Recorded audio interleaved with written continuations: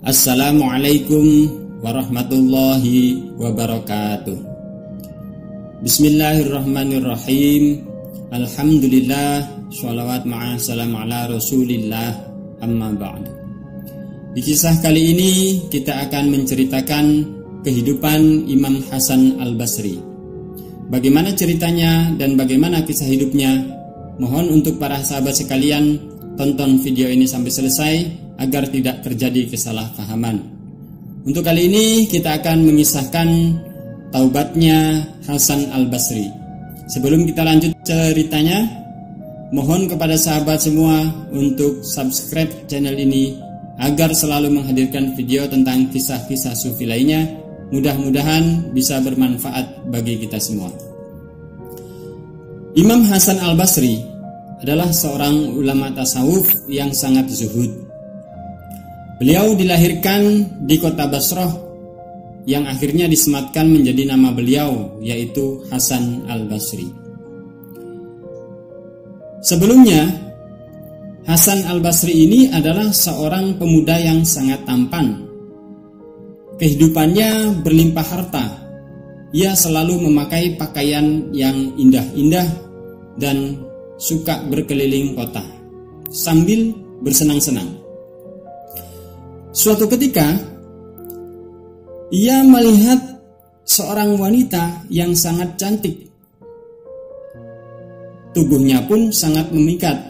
Walaupun wanita tersebut menggunakan pakaian yang tertutup dan menggunakan cadar, tapi matanya bisa terlihat oleh Hasan al-Basri, mata yang sangat indah dan bentuk tubuh yang ideal. Lalu Hasan al-Basri mengikuti wanita tersebut di belakangnya.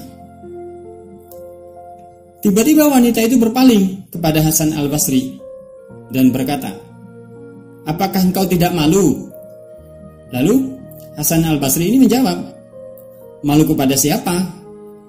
Wanita itu berkata lagi, "Malu kepada Zat yang maha mengetahui apa yang kau lihat dan mengetahui apa yang ada di dalam hatimu."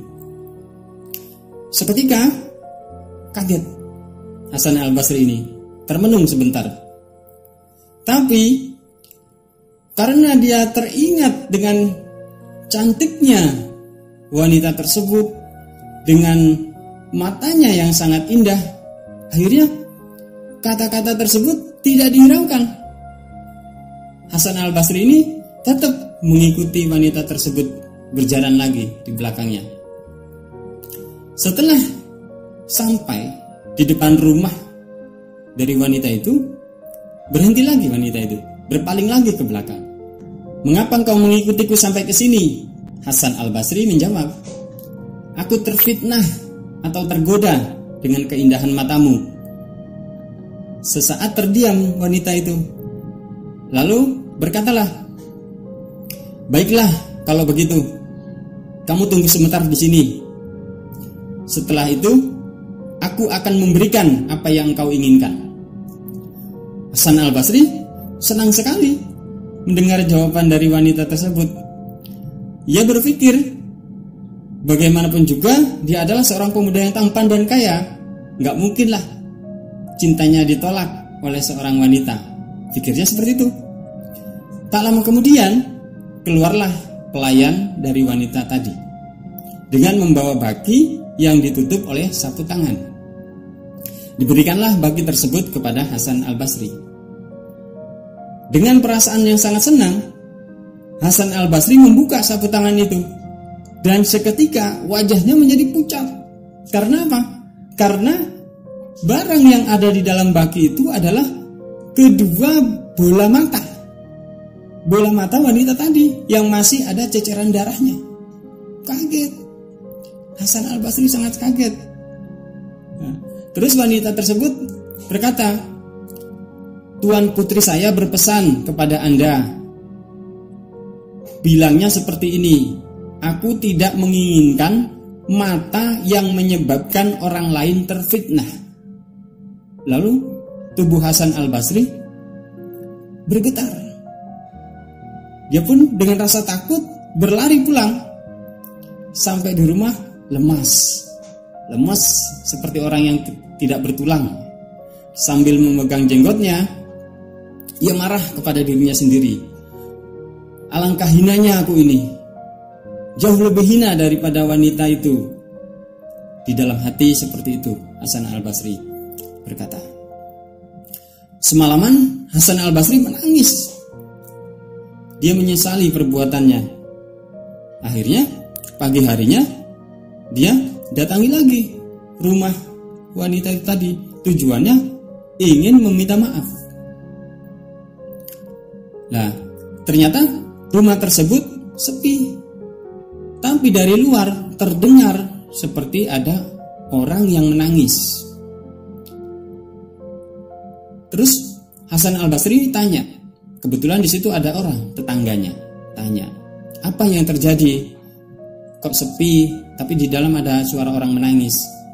Lalu diberitahu Hasan al-Basri bahwa wanita pemilik rumah tersebut sudah meninggal. Akhirnya Hasan al-Basri ini kaget lagi. Dia pulang lagi sambil menangis sejadi-jadinya. Sampai nangisnya itu 3 hari 3 malam tanpa berhenti. Karena rasa salah yang luar biasa, penyesalan yang luar biasa, sampai menangis 3 hari 3 malam.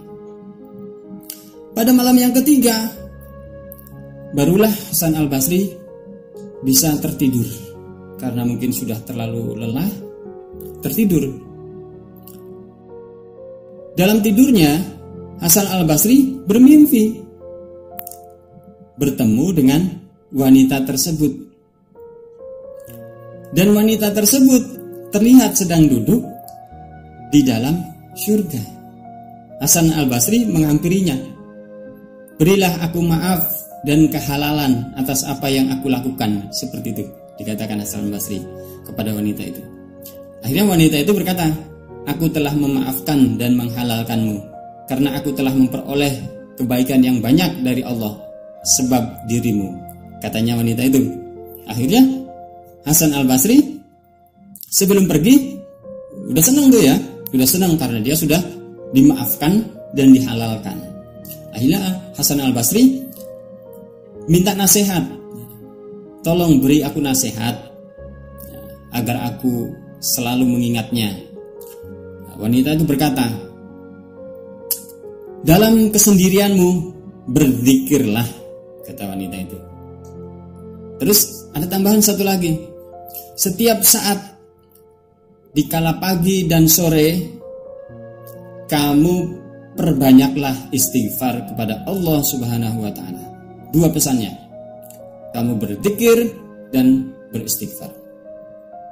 Lalu Hasan al-Basri terbangun dari mimpinya. Hatinya sudah menjadi lebih tenang, lebih lega.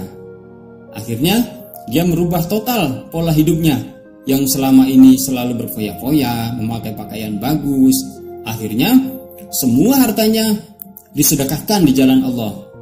Dan dia memilih hidup zuhud dan selalu taat kepada Allah Subhanahu wa taala sambil dia memperdalam ilmu tentang syariat-syariat Islam yang memang pada waktu itu banyak ustadz-ustadz atau para ulama yang hidup di zamannya. Akhirnya Hasan al-Basri dikenal sebagai sufi yang sangat zuhud. Itu saja yang dapat saya sampaikan. Mudah-mudahan kita bisa mengambil hikmah dan pelajaran dari cerita ini. Dari saya cukup sekian. Billahi taufiq wal hidayah. Wassalamualaikum warahmatullahi wabarakatuh.